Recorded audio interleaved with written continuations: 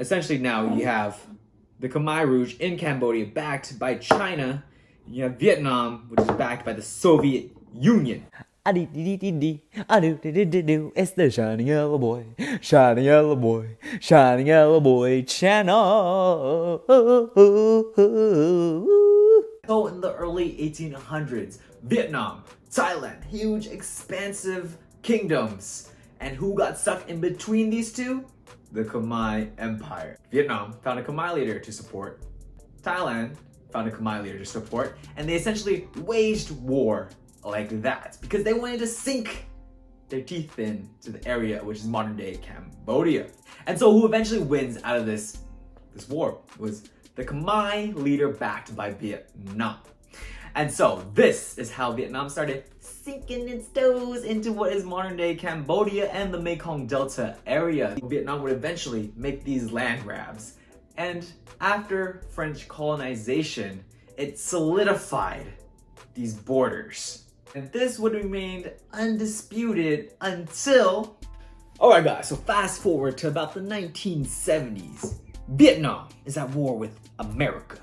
And so they're fighting, alright? And on Vietnam's side is they have the Soviet Union and they got China. They're fighting. At some point during the war, Nixon is like, hey, China, come over here. What is it? So, China, how about if we recognize you as a country and you tell your boy over there to calm down and stop helping him so much. And after that, we're gonna be great friends and you're gonna make all of our stuff and we're gonna make a lot of money. How does that sound? China's like, that sounds really awesome. All right. China's like, hey, Vietnam. And I was like, what is it, China? So, talk with the US. They're like, so I'm gonna have to need you to find a resolution with them and end this damn war already because we can make a lot of money together. And by we, I mean me and the US.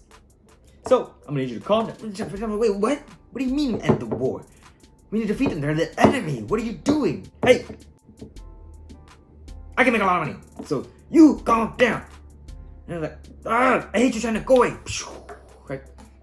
So then Vietnam goes to the Soviet Union. He's like, hey, Soviet Union, let's fuck these Americans up. Alright, so then, the rest of the war, Vietnam defeats the US with just the Soviet backing.